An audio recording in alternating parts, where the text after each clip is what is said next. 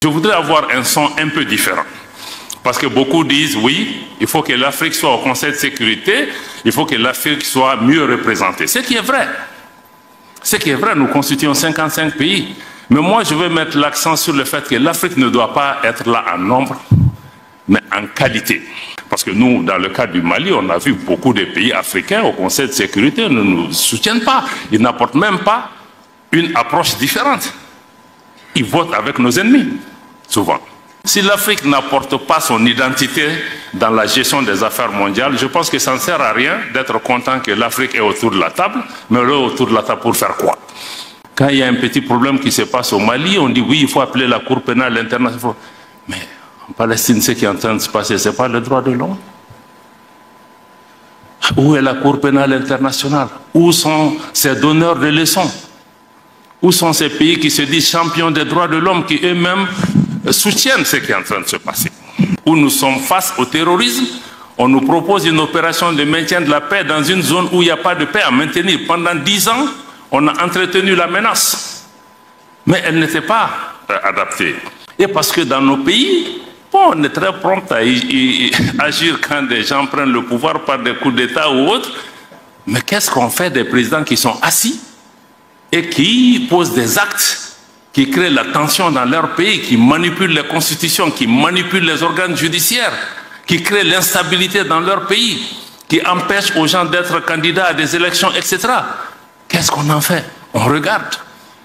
Maintenant, quand il y a un changement, je connais même les playbooks de ces organisations. Tout le monde s'élève, mission, on fait 10 sommets qui n'aboutissent à rien. Donc, ça peut paraître trivial ou basique.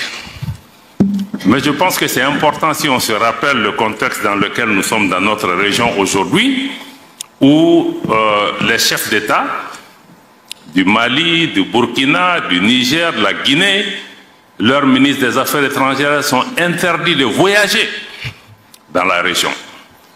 Même dans les pays en guerre, ou les pays qui se font la guerre, je crois que les ministres des Affaires étrangères doivent voyager pour résoudre. Comment nous pouvons résoudre les problèmes si on nous empêche même d'aller parler dans les pays voisins? Et à contrario, la CEDEAO veut envoyer des émissaires dans nos pays. On dit non, ce n'est pas acceptable.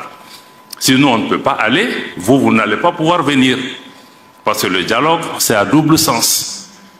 Et même dans notre tradition africaine, mais pendant les guerres, les griots à l'époque étaient ceux qui étaient autorisés à parler. Donc je crois que ça peut paraître basique ou trivial, mais on n'a pas encore compris que les problèmes dans lesquels nous sommes confrontés, il faut que nous parlions, il faut que nous dialoguions, et que là où le Mali a trébuché aujourd'hui, d'autres pays peuvent tomber dans le même problème. Donc je crois que je voulais vraiment rappeler ça et rappeler l'importance de ce forum. Sur le thème, Smaël, je pense que tu as déjà touché à beaucoup de ces questions.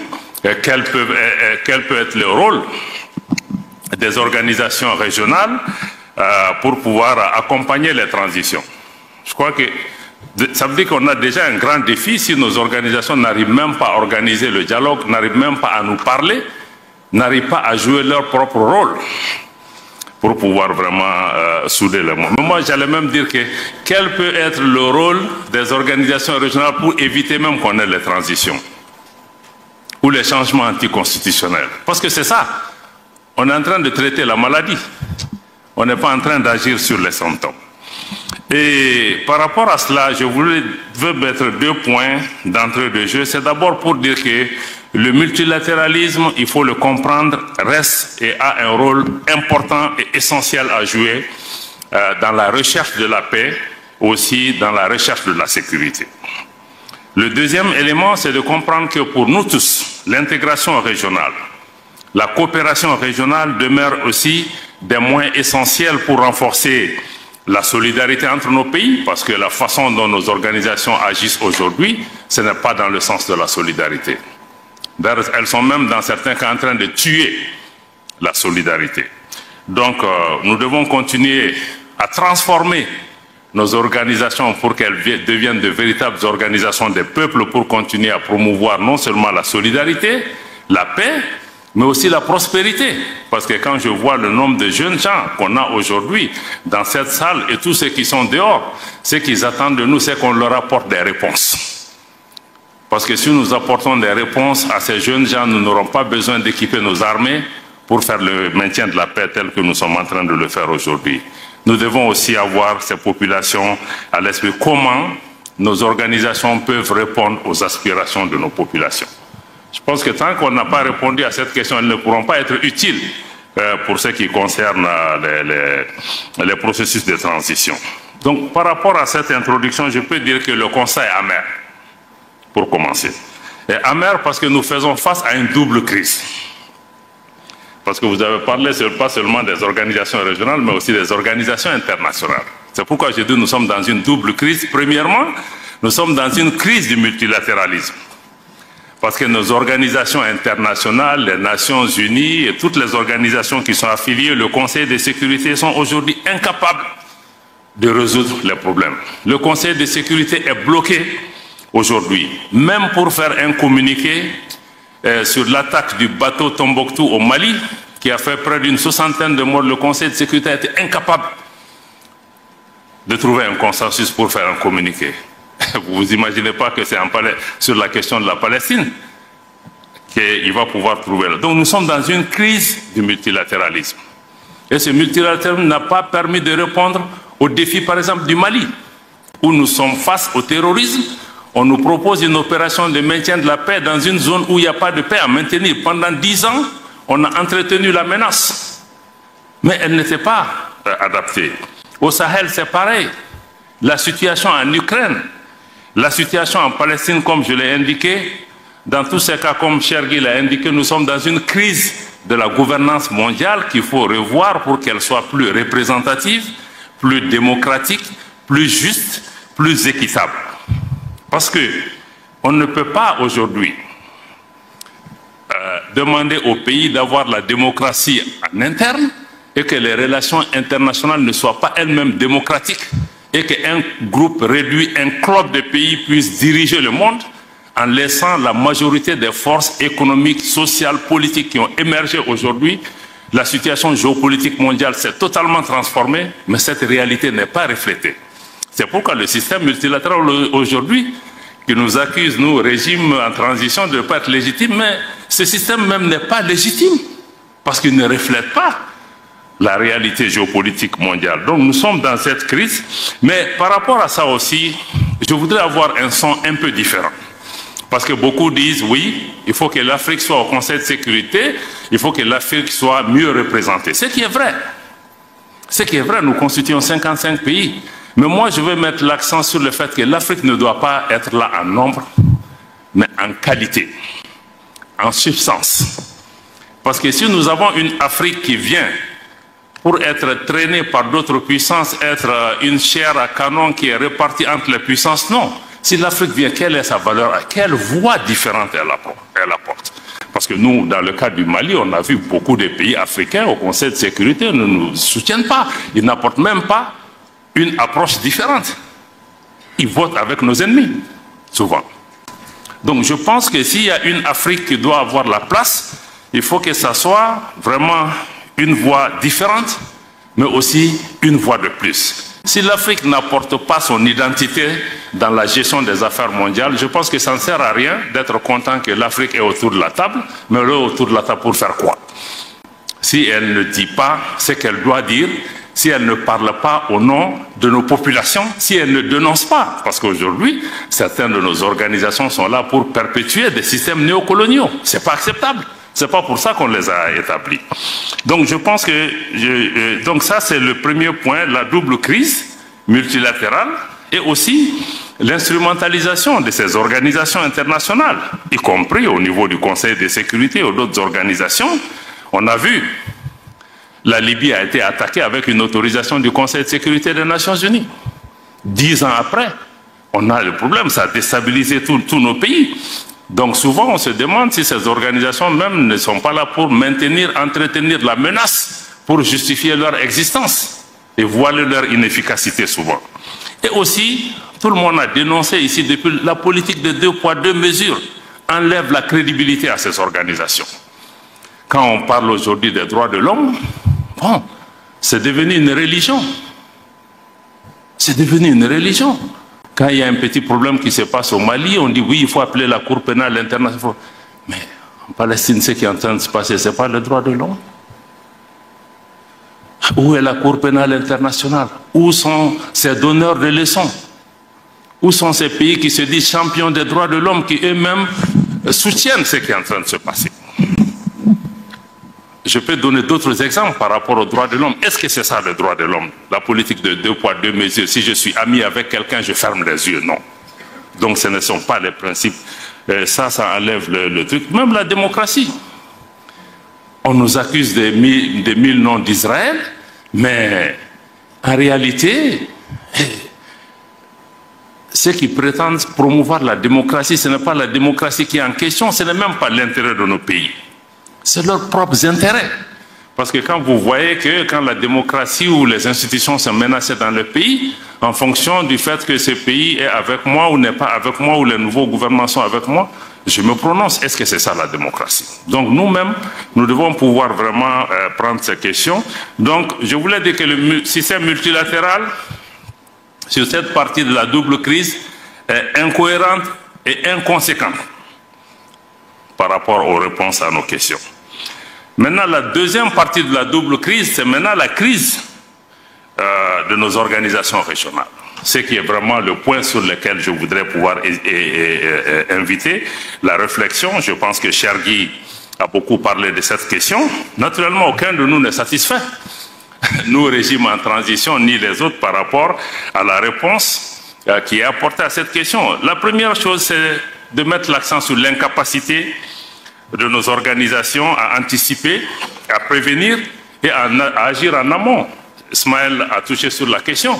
On dit early warning, early warning. Non, ce n'est pas early warning. Tout ce qui s'est passé au Mali, au Niger, au Burkina, en Guinée, mais on a vu venir, on n'a pas besoin d'être savant. Qu'est-ce qui a manqué? Mais il n'a rien fait. Il n'y a pas eu d'action. Et parce que dans nos pays, bon, on est très prompt à agir quand des gens prennent le pouvoir par des coups d'État ou autres. Mais qu'est-ce qu'on fait des présidents qui sont assis et qui posent des actes qui créent la tension dans leur pays, qui manipulent les constitutions, qui manipulent les organes judiciaires, qui créent l'instabilité dans leur pays, qui empêchent aux gens d'être candidats à des élections, etc. Qu'est-ce qu'on en fait? On regarde. Maintenant, quand il y a un changement, je connais même les playbooks de ces organisations. Tout le monde s'élève, mission, on fait 10 sommets qui n'aboutissent à rien. Donc je pense que ça, notre incapacité à anticiper et à répondre est un problème. Et aussi l'absence de solutions adaptées à ces changements anticonstitutionnels. Parce qu'on a l'impression que, comme les anglophones le disent, one size fits all. Quand il y a un problème au Mali, quand il y a un problème au Gabon, quand il y a un problème au Tchad ou ailleurs, on a la même solution. On a le même remède pour toutes les solutions. Est-ce qu'on peut être un peu plus créatif, que ce forum nous aide aussi à avoir du recul, à se dire que oui, chaque situation est peut-être différente. Les pays, le Mali, le Niger, le Burkina font face à une situation sécuritaire extrêmement compliquée, extrêmement difficile, et où des pays ont perdu 40 à 50% de leur territoire face à l'insécurité. Mais qu'est-ce que ces organisations ont fait pendant ce temps? Le ministre, le général Toumba en a parlé ce matin. On n'a vu personne. La CEDEAO elle-même et même l'Union africaine, ils ont sous-traité cette responsabilité aux Nations Unies qui elles-mêmes n'étaient pas capables de répondre à cette question. Aujourd'hui, le Mali, le Burkina ou le Niger dépendent 25% de leurs ressources propres pour faire face à la lutte contre le terrorisme. Parce que, au Mali en particulier, l'exemple que je connais, les changements de pouvoir auxquels on a assisté, c'est surtout l'exaspération, la frustration de la population face à l'incapacité des pouvoirs politiques à répondre à cette situation. Donc si la CEDEAO et les autres organisations veulent aider, ils doivent d'abord fixer ce problème. On ne peut pas venir dire aux gens seulement organiser des élections ABCD. Même pour les élections, pour qu'elles soient inclusives, il faut que l'État soit présent sur l'ensemble de son territoire. Donc je pense que ça, il faut vraiment des solutions adaptées à chaque situation. Nous aussi comprendre que la peur ne peut pas constituer une politique. Je sais que dans beaucoup de pays, les gens ont peur qu'il y ait contagion des coups d'État. Est-ce que cette peur a empêché que les choses se passent? Donc, au-delà de la peur, moi je crois qu'il faut qu'on soit pragmatique. Comme le cas du Niger, on l'a indiqué. Ce qui s'est passé, il ne faut pas être devin, mais il faut engager les gens, il faut parler avec les gens pour trouver des solutions. Donc, je pense qu'il faut vraiment ce pragmatisme-là qui est nécessaire. J'ai déjà parlé de l'absence de solidarité, mais aussi, nos organisations doivent fondamentalement changer de logiciel. Il faut comprendre des pays comme le Mali, nous avons souscrit à toutes ces organisations. Nous savons que dans ces organisations, quand il y a un coup d'État, il y a changement anticonstitutionnel, les règles s'appliquent. Et les règles qui sont là, c'est la suspension des instances de ces organisations, conférence des chefs d'État, conseil des ministres, etc. Mais ce n'est pas l'ostracisme et l'exclusion. C'est pourquoi l'OME est importante par rapport à ça. Parce que dans certains cas, non seulement les pays sont sanctionnés, mais sont punis. Pas seulement punis, pas seulement les dirigeants, mais on punit toute une population, sans punition collective. Parce qu'on cherche le président, on cherche telle ou telle chose. Est-ce que le peuple nigérien mérite qu'on lui coupe l'électricité, l'eau, la nourriture, les médicaments? Par rapport à ce qu'est-ce qu'elle a à voir dedans? Donc moi je crois que vraiment... Et le plus grand problème aussi, c'est que... non, on va même au-delà de ça. On envisage une intervention militaire. C'est pourquoi le Mali, le Burkina, on a mis le pied tout de suite. Pour dire que si on attaque le Niger, parce que ce n'est pas la démocratie qu'on cherche à promouvoir, on cherche à avancer l'agenda d'une ancienne puissance coloniale qui a perdu pied et qui utilise nos organisations pour revenir. Ce n'est pas acceptable. Et nos organisations ne doivent pas constituer une menace pour nous et nos populations. Quand je vois la CEDEAO, je vois l'Union africaine, je vois la BCEAO, ça doit me rassurer. Mais aujourd'hui, ces organisations nous font peur à nos populations, constituent des menaces dans certains cas. Donc ça, c'est extrêmement important qu'il faut qu'elles changent leur logiciel pour sortir du mode punition-sanction, parce que si la sanction marchait, le Burkina a basculé quand le Mali était sous sanction.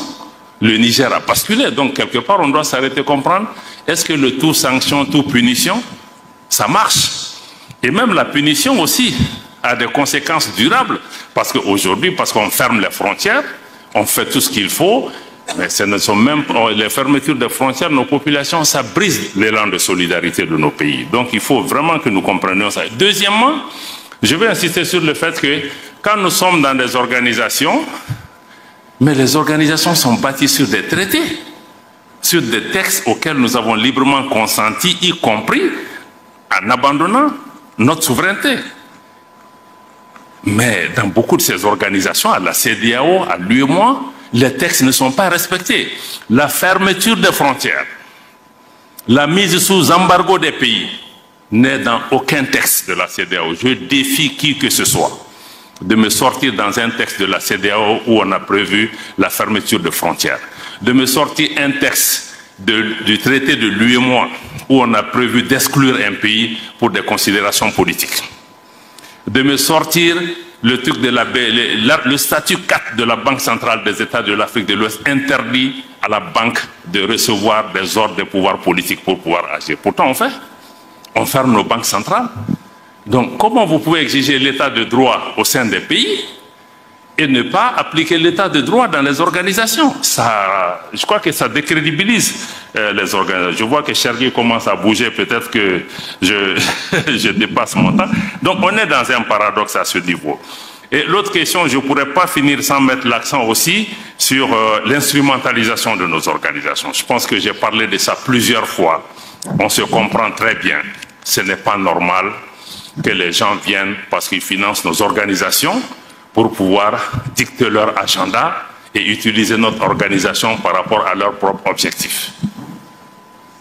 J'ai expliqué à certains qu'au sommet de l'Union africaine, l'Union européenne par exemple, on ne nous voit pas. Mais pourquoi d'autres veulent venir dans nos débats, nous? On peut avoir un partenariat, mais dans le cadre de... Donc nos organisations sont instrumentalisées. Cette instrumentalisation conduit à la politique de 2 poids 2 mesures parce qu'on ne définit plus les choses en fonction de nos propres paramètres, Mais parce que, bon, les autorités françaises sont contre le Mali. Ah, il faut les suivre parce que, bon, tel pays a une attitude bienséante. Donc, je crois que ça pose un problème de crédibilité de nos organisations. Et le G5 Sahel, c'est la même chose. Notre frère là, Maman Sidikou, il était secrétaire exécutif du G5 Sahel. Le Mali est un pays fondateur du G5 Sahel. La France, qui n'est pas membre du G5 Sahel, dicte sa loi. Moi, je paye ma contribution. Un autre pays vient dire que le Mali ne peut pas assumer la présidence du G5 Sahel. Comme le disent nos amis ivoiriens, on est où là? Donc ça, ce sont des problèmes. Ce n'est pas qu'on imagine, mais c'est réel. Donc ceci nous amène à nous interroger sur la crédibilité. Aujourd'hui, la jeunesse africaine, j'ai entendu beaucoup de gens, nos populations se posent comment ces organisations sont perçues. Moi, je suis certain que ces puissances qui jouent ce jeu, leur objectif même, c'est de décrédibiliser nos organisations. Quand ils disent, ouais, on est derrière la CEDEAO, et vous prenez le micro souvent pour prédire, on a vu des ministres français, ou même le chef de l'État, prédire les conclusions des sommets de la CEDEAO sans qu'aucun responsable de l'organisation les rappelle à l'ordre. Donc, je pense que c'est ça. Bon, donc, je pense que par rapport à tout ça, qu'il y aura définitivement un impact sur l'intégration, la solidarité africaine si on ne prend pas des mesures. Pour des pays comme le Mali, on aurait pu continuer à protester, à agir, à faire des communiqués. Mais nous avons dit aussi que quelque part, il faut que nous apportons une alternative, une réponse géostratégique. C'est pourquoi on a décidé de mettre en place l'Alliance des États du Sahel, pour plusieurs raisons, parce qu'on ne veut pas une organisation qui soit téléguidée de l'extérieur. Deux, c'est que nous avons décidé que nous finançons cette organisation. Si vous voyez la charte, elle n'a pas prévu que nous recevons de l'argent de qui que ce soit. Pour être très clair. Donc, s'il y a des réponses sécuritaires, ça doit être des réponses sécuritaires à la hauteur de nos moyens. Et les moyens, nous en avons. Nous ne sommes pas aussi pauvres que ça, parce que c'est la géopolitique qui crée cette pauvreté et l'entretien. Donc, nous voulons aussi proposer une nouvelle approche de la solidarité et de l'intégration régionale. Chaque pays a une voix, pratiquement un droit de veto par rapport à tout ce qui se décide. Nous voulons aussi travailler pas seulement sur les questions sécuritaires à travers cette alliance militaire, mais aussi travailler sur les questions de développement, y compris les questions monétaires qui sont tabous aujourd'hui. Nous allons toucher à toutes les questions, comment notre organisation peut répondre aux attentes des populations du Liptako-Gourma. Ce qui est important aussi dans cette organisation, c'est qu'il y a une volonté populaire. Les populations, il y a une symbiose entre nos populations qui soutiennent cette initiative. Donc ça me semble être important. Donc en conclusion, et pour terminer, je pense que pour que nos organisations soient crédibles, il faut qu'elles soient elles-mêmes capables d'apporter les changements qui sont attendus par les populations. En premier lieu, il faut d'abord qu'elles remplissent leur vocation première, qui est de réaliser la solidarité africaine, l'intégration africaine. Et 60 ans après les indépendances, aucun de nous ne peut être fier du résultat de nos organisations en termes d'intégration. Aujourd'hui, si on ne prend que la libre circulation des personnes et des biens, les non-africains circulent plus librement en Afrique que nous-mêmes. Je ne parle pas des infrastructures, je ne parle pas d'autre chose. Je ne parle même pas du financement de nos organisations. Donc, je pense que on ne doit pas blâmer les autres. Est-ce que nous-mêmes, on a fait le travail qu'on devait faire pour que les autres nous respectent? Peut-être que si l'intégration, on était même avancé, on a beaucoup de systèmes de coups d'État et autres qu'on n'aurait pas. Donc, je pense qu'il faut renforcer la solidarité. Mais il faut surtout des organisations où un leadership africain est affirmé et assumé. Parce que quand on parle de solution africaine, c'est qu'il faut un leadership africain. Et le leadership africain, c'est qu'il faut que les autres nous respectent. Il faut qu'on impose une respectabilité aux autres pays. Ce n'est pas parce que vous êtes des grands pays, vous êtes ceci, cela, que vous allez pouvoir venir. L'Afrique, ce n'est pas un pays. C'est 55 pays. C'est des populations avec une tradition, une culture millénaire, avec leur fierté. Donc je pense que nos organisations doivent pouvoir se ressaisir. Chacun de nous dans nos organisations, travaillons à faire de nos organisations des organisations des peuples et non des organisations d'État ou de chefs d'État ou de groupes. Je pense que tant que nous n'allons pas dans cette direction, nous aurons toujours des problèmes parce que nos populations ne sont pas impliquées, que souvent même les chefs d'État et nos leaders n'arrivent pas à tenir face à cette ingérence extérieure. C'est ce que je voulais partager avec vous en restant à l'écoute pour les questions qui peuvent venir, mais je crois qu'il faut que nous-mêmes nous posions les bonnes questions, mais tout ce dans quoi nous sommes les premiers responsables. Merci.